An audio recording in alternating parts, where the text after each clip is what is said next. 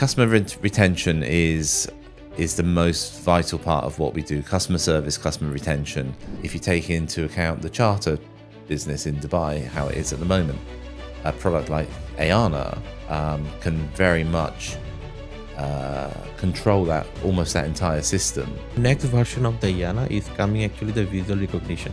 So whenever it will actually start talking with you, it will actually see your face, it will understand actually what is your expression, and based on that it will actually start talking with you. Welcome to the AI First podcast.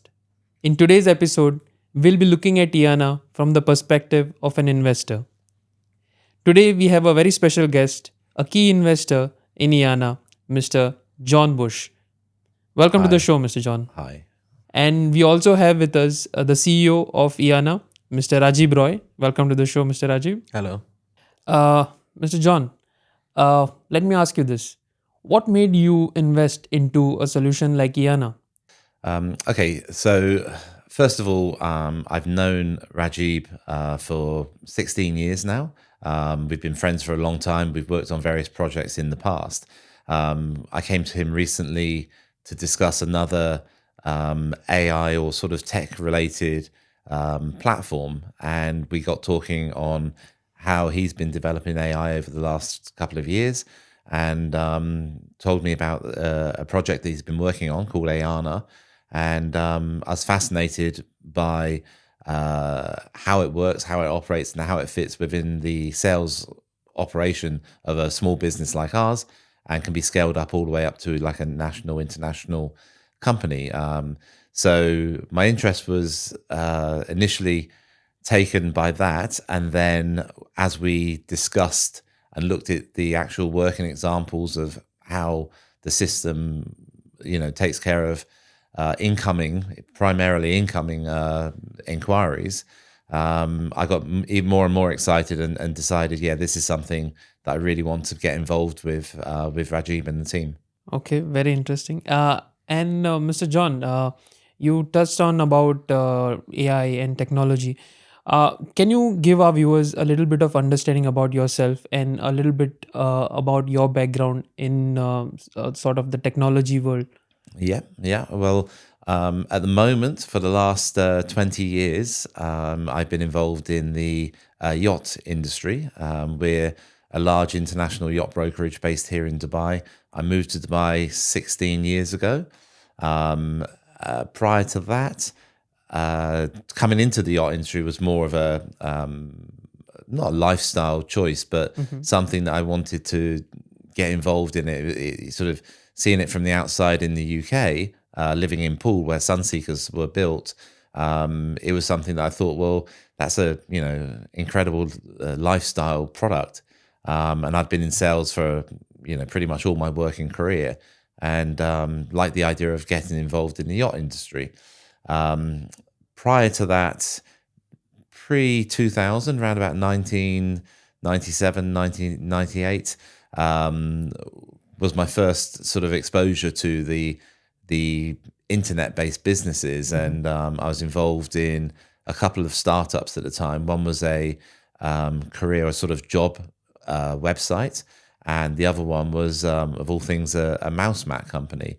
And both small businesses, early stages of the internet, really, and we were sort of learning as we went along in terms of customer acquisition, how to take a very small team or a very small enterprise and make it international.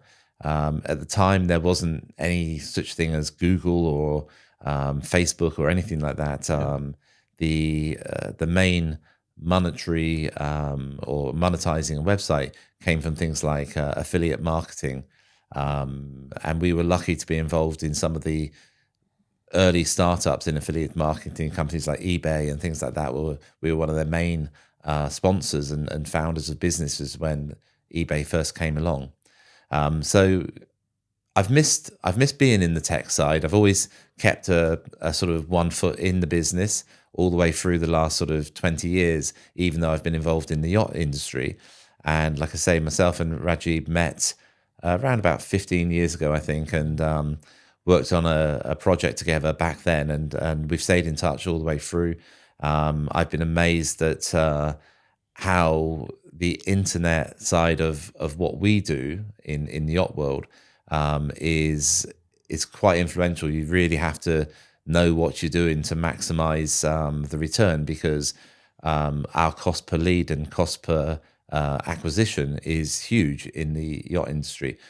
So you can't just go with the flow. You have to be on top of it and research what you're doing and understand how effective your money's being spent, particularly as there's been more and more over the last 10 years, how things have changed in terms of acquisition via internet for customers and exposure and things like that. So yeah, I've stayed in touch with the tech side all the way through the years, and now obviously very, very excited about this project in particular.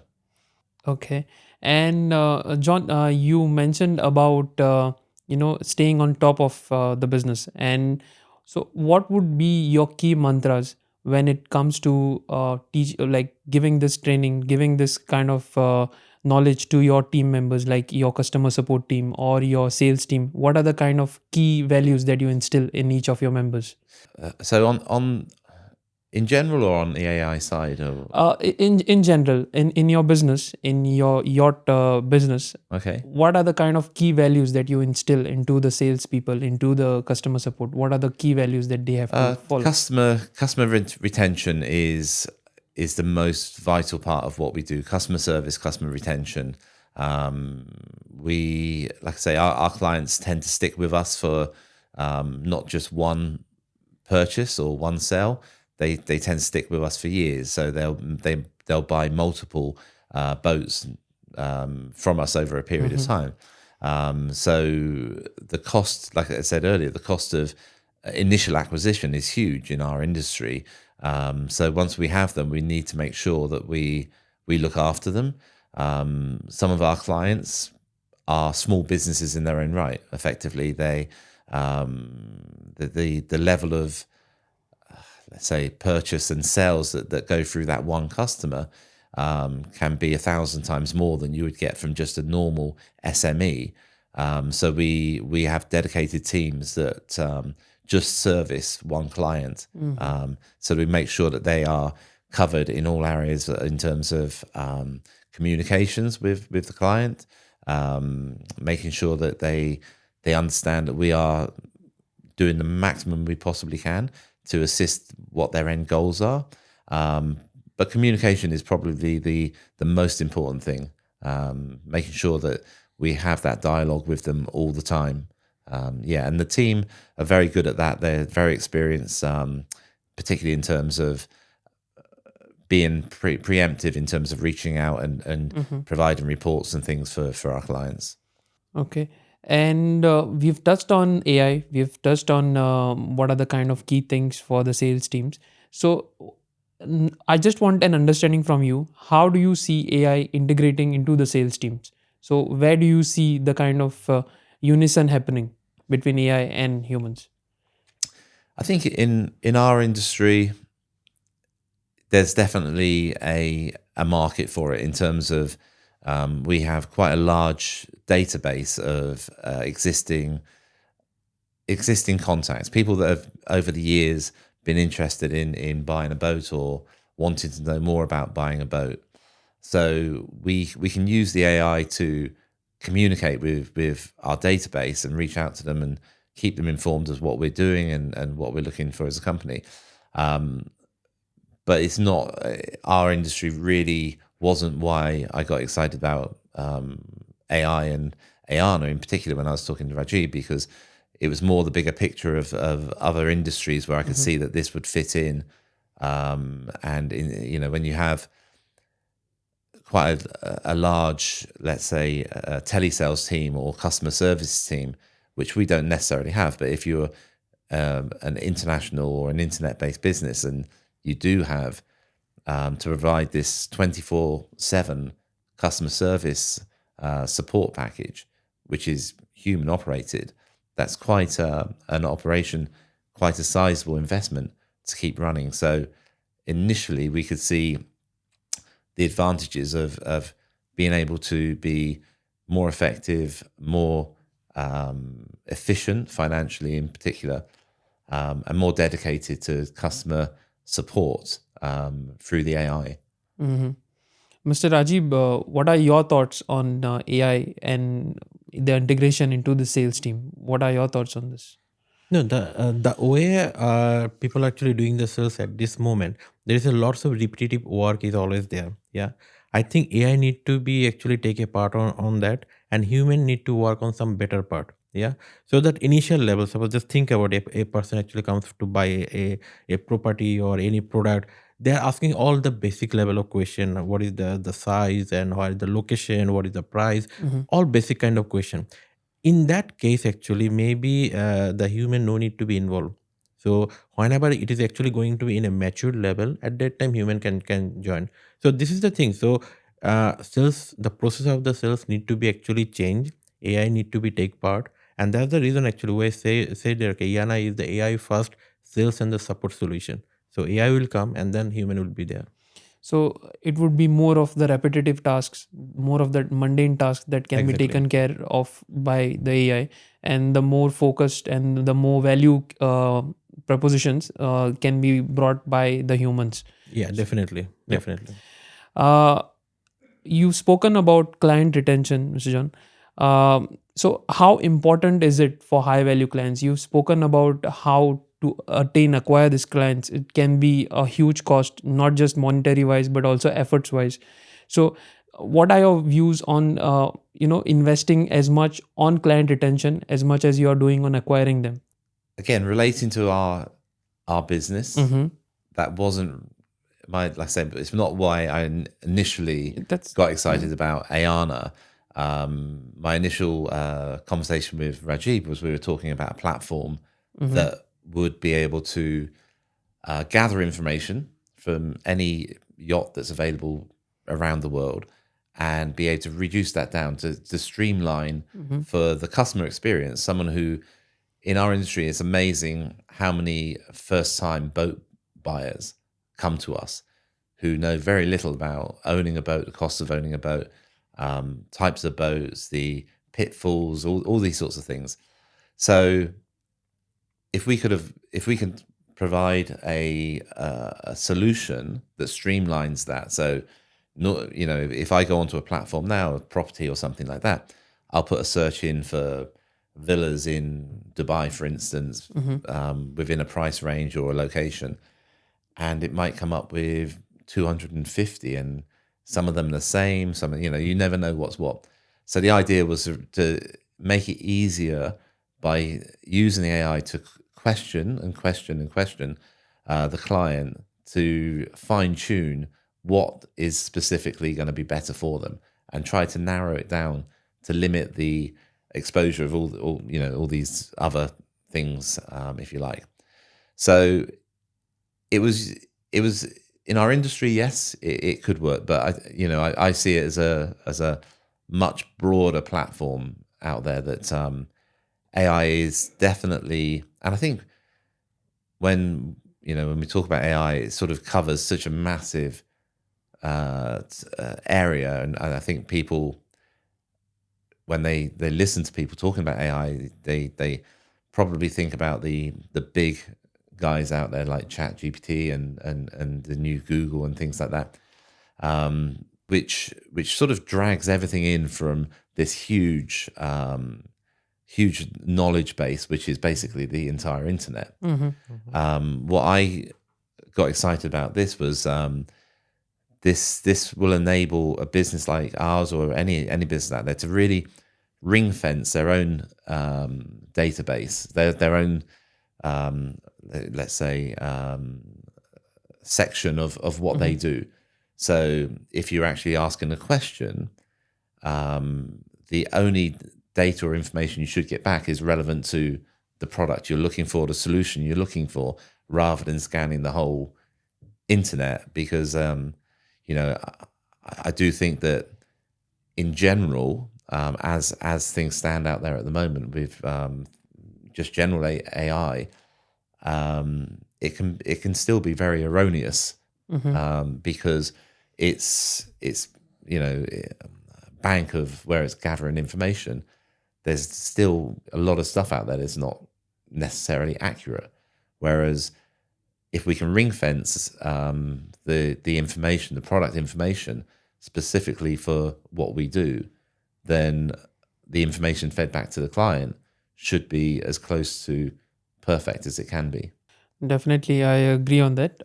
But so you are kind of saying that the database is out there, like the internet has all the information out there, but to your specific business, you need to narrow it down to what is the kind of information that your business specifically has, and Eyaana enables kind of businesses to do that, to kind of use these AI around their knowledge base and try and use the best of both worlds. So you can use AI technology to kind of portray what the knowledge base they have.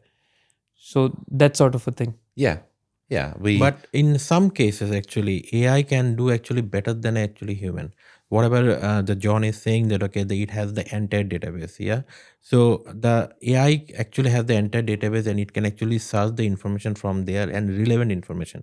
So in our Eyaana, what we have done for e-commerce client, they can actually search for their product. Mhm. So a e-commerce website, suppose think about a fashion e-commerce website, more than a thousands of product is already there with a different color, different size, and each dress is for the different occasion, maybe the party, maybe the some festival, so different things. So whenever people actually come, so in our Eyaana, so if they're asking that okay, I need a party dress and I need a black color or some red color, something, and then automatically our system actually suggests from that thousand of the product immediately suggests that. And not only that, then if you are just asked that okay, what kind of bag I can actually carry with it, what kind of shoe I can carry with this thing, yeah, automatically it will actually find some matching.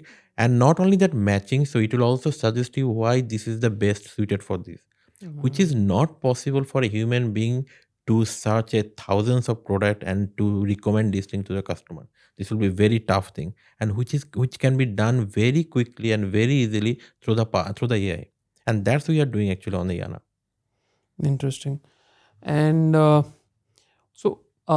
from your perspective, we have understood what kind of the new technologies that we spoke yesterday about regarding the virtual assistant, regarding visual intelligence.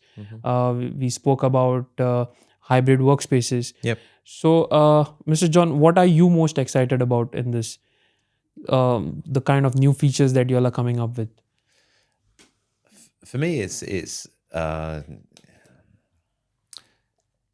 it's I'm from an investor's side in this. It's not looking at my industry or not looking at what's good for me. It's more a solution to some of the problems that I experience as a day-to-day consumer on various websites, which I won't name, but where you have these like chat bots and things like that, which are worse than useless in a lot of cases. True.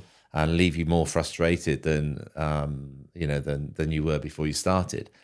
So to be able to provide a solution where it's a communication channel where the system that's communicating out to the client can be very specific. It can be very driven. It can be intelligent enough to ask the right questions and delve deeper into finding out what the problem is, and then coming up with a solution.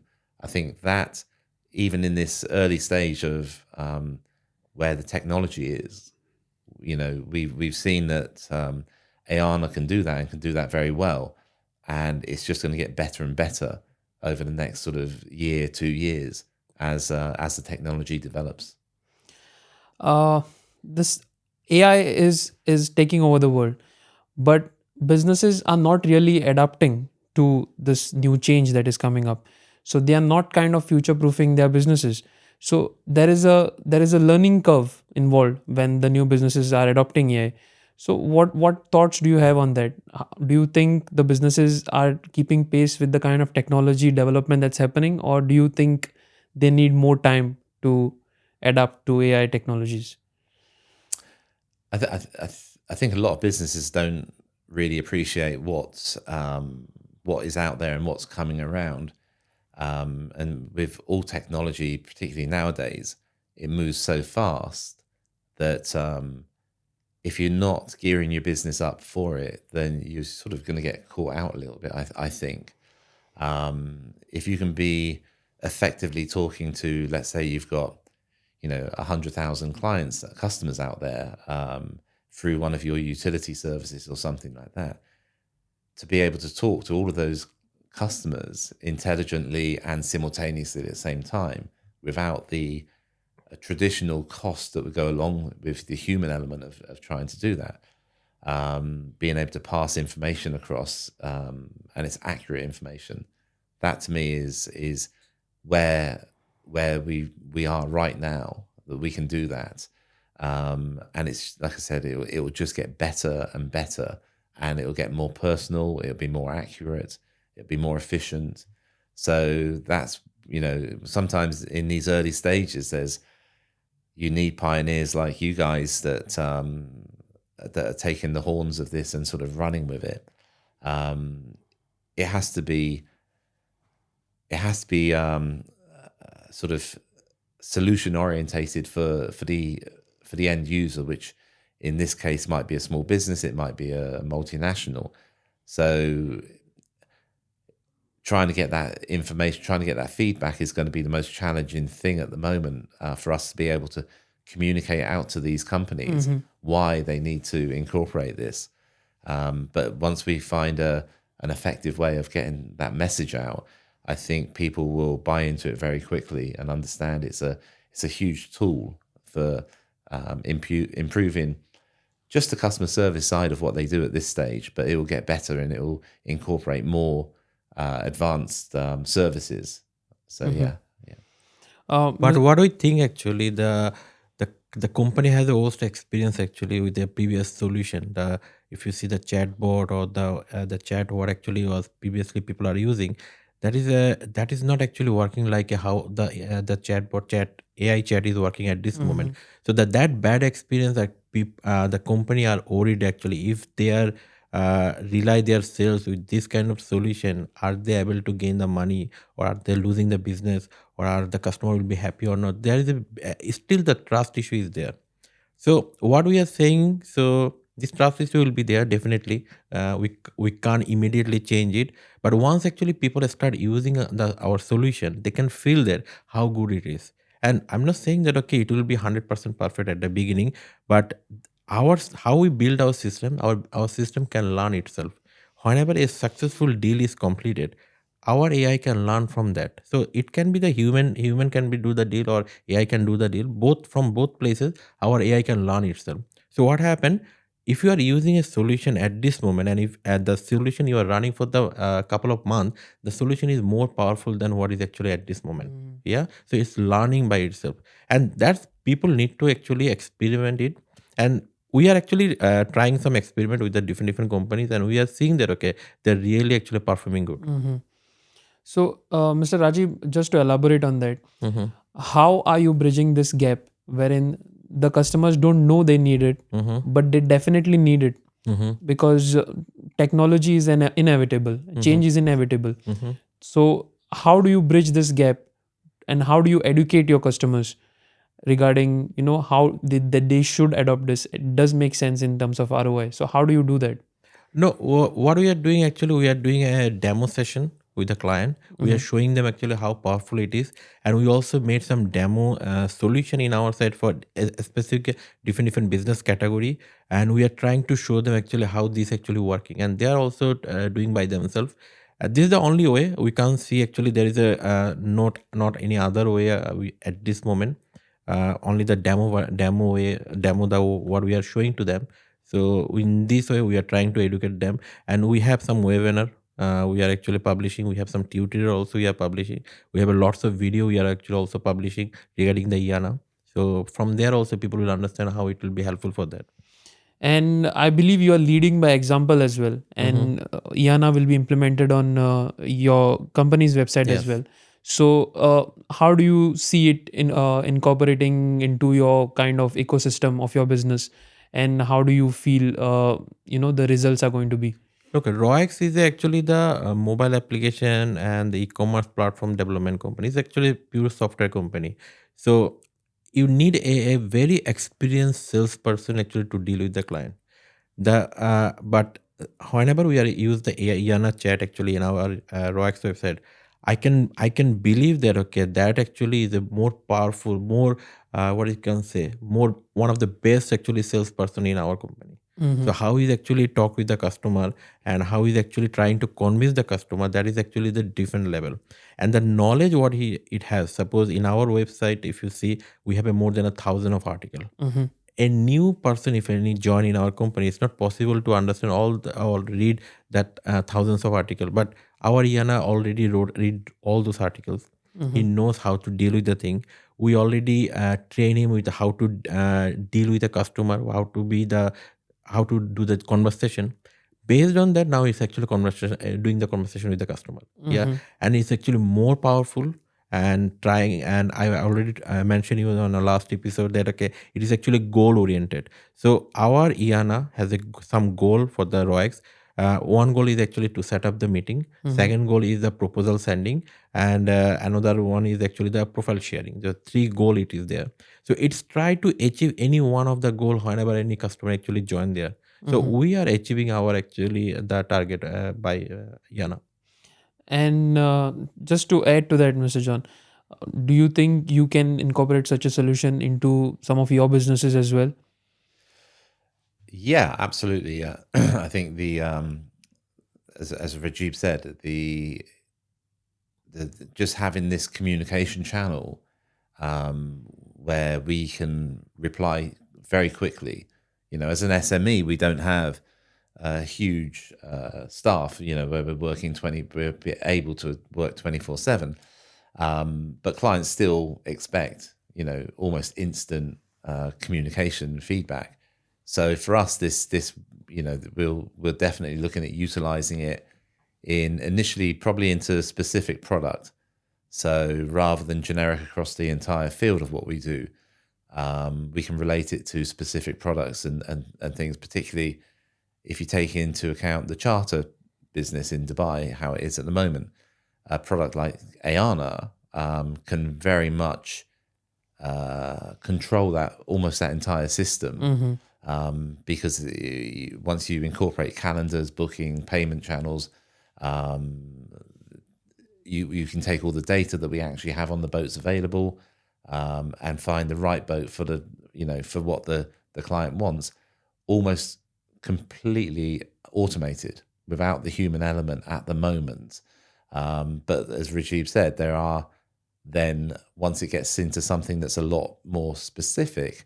So if there's things like I don't know, whether it might be that the client has certain needs that we can't always cover with this, then we can just bring the human element in. But the idea at the moment is to be able to effectively cut out round about 70 to 80% of that human interaction at the early stage, and get that, bring it to a fine tune, but be able to do that 24/7 for us is vital. And just to understand that better, so when you say you're removing the human interactions, there is a human touch needed to every kind of engagement you do with your customers. So how do you feel Eyaana is going to keep this human touch, and not try and make it all robotic or make it all about AI? How will that human touch still be there? Question to you as well, Mr. Rajiv. Okay, so we can't say that Eyaana can replace the human. Human touch is not possible by any AI or any robot, or it's not possible. The how human actually behaving. But what happens? So whenever a human actually talking with another human, it's not only that that they are speaking actually. So the gesture is actually important. They are actually looking the other person's face and recognize actually how he's actually reacting. Based on that, the whole interaction is happening. Mm-hmm. So our next version of the Eyaana is coming actually the visual recognition. So whenever it will actually start talking with you, it will actually see your face. It will understand actually what is your expression, and based on that, it will actually start talking with you. So it will be more actually humanized, But at the same time, people already know that okay, it is not a human. So by default, they are not expecting actually that level of interaction. They came to the a company. They need some information. They need some support. At that time, they are actually talking with this thing. So this is the basic purpose our Eyaana will solve. But after that, if the customer feels that okay, no, I need some actually more support. I need a support from a human. At that time, they can immediately ask it. And as we said, it's a AI first solution. That AI will come first, and after that, it will transfer to the human. So it will automatically transfer to the human. But we are working out our next year full plan is actually to make it actually more means close to the human and the behavior and everything. So we are working on it.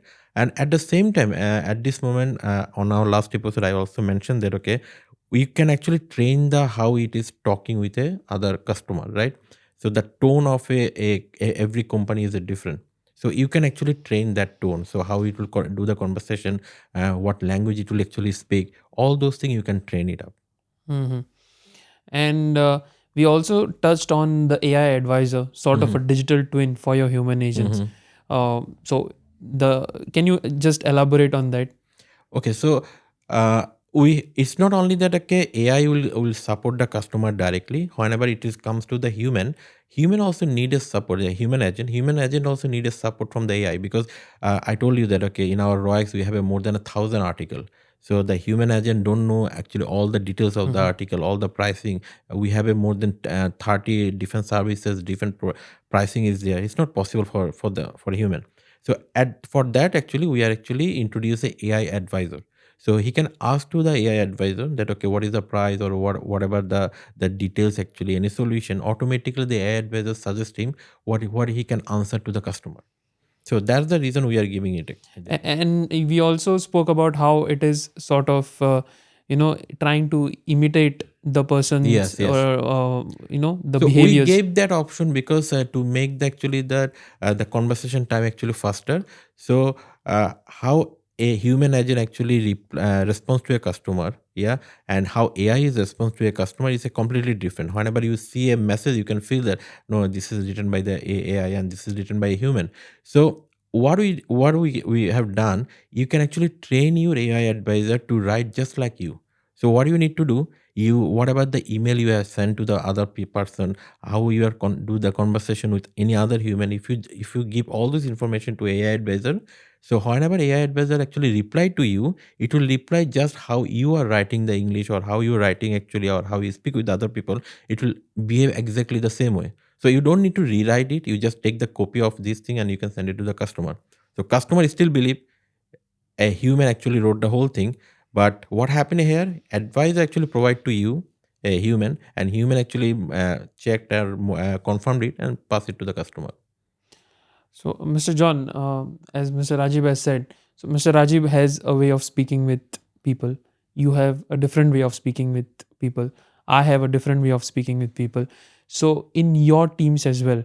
So, do you think this sort of a solution wherein it customizes according to each individual in your team, do you think it would be beneficial to your business as well?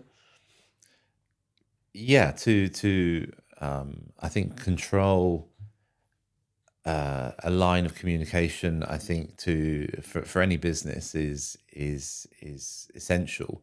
In our industry, like I say, it's a lot more personal. So Eyaana initially into what we do, we may be able to find a little niche where she can fit in and help, but it's more like say from my side, I'm looking at the bigger picture of how this can,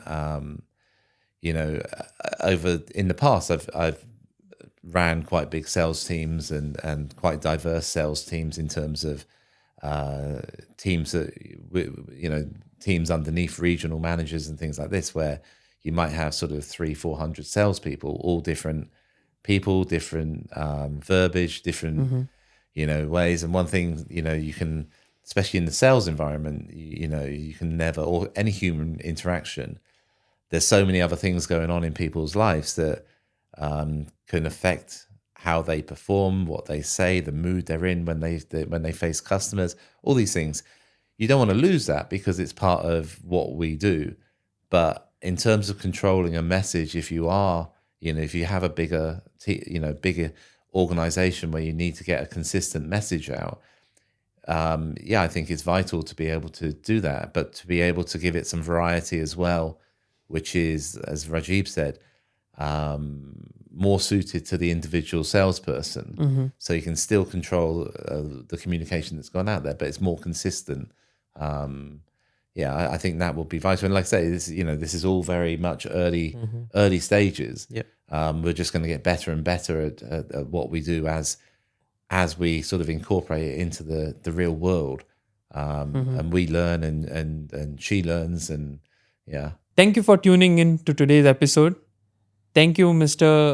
Rajib, for joining us today. Thank you, Mr. John, for joining us today. Bye. Thank you. And it was a very insightful conversation on how AI solutions can help businesses adopt and grow faster. Thank you so much for listening, and stay tuned for our next episode.